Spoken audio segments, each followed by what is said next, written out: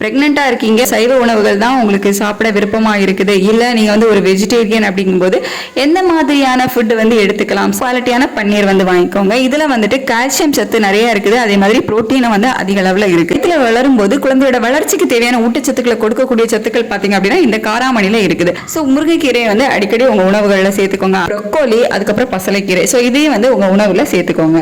செரிமான பிரச்சனைகள் இருக்குது அப்படின்னா கண்டிப்பா வந்து தயிர் வந்து எடுத்துக்கோங்க. தயிர்ல வந்துட்டு நிறைய நல்ல பாக்டீரியாக்கள்லாம் இருக்கும். ஸோ அதெல்லாம் உங்களோட செரிமானத்தை வந்து சீராக்குறதுக்கு ஹெல்ப் பண்ணும். அதான் மீல் மேக்கர். இதுல வந்துட்டு விட்டமின் டி மற்றும் புரோட்டீன் வந்து அதிக அளவுல இருக்கு. ஸோ அப்படி கேரட் நீங்க வந்து ரெகுலரா சாப்பிட்டீங்க அப்படின்னா அது வந்துட்டு குழந்தையோட கண்ணுக்கும் நல்லது, அதே மாதிரி அம்மாவுக்கும் வந்து கண்களுக்கு ரொம்பவே நல்லது. இது பீன்ஸ்ல வந்துட்டு நார்ச்சத்தும் நிறைய இருக்கு, அதே மாதிரி புரோட்டீனும் வந்து நிறைய இருக்கு. வயிற்றுல வளரக்கூடிய குழந்தைக்கு தேவையான புரோட்டீன் சத்து வந்து இந்த கொள்ளுல நிறையவே இருக்குது.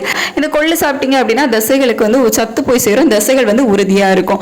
டெய்லி வந்து ஒரு வாழைப்பழம் எடுத்துக்கலாம், ஃப்ரூட்ஸ் வந்து ரெகுலரா எடுத்துக்கலாம், காய்கறிகள் வந்து எடுத்துக்கோங்க, நட்ஸ் வகைகள் வந்து எடுத்துக்கலாம், ஸ்மூத்தி எடுத்துக்கலாம், அதாவது வாழைப்பழம், நட்ஸ், டேட்ஸ், ஸோ இதெல்லாம் சேர்த்து வந்து ஸ்மூத்தி மாதிரி எடுத்துக்கலாம், சுண்டல்கள் எடுத்துக்கலாம், தானிய வகைகள் எடுத்துக்கலாம், பருப்பு வகைகள் எடுத்துக்கலாம்.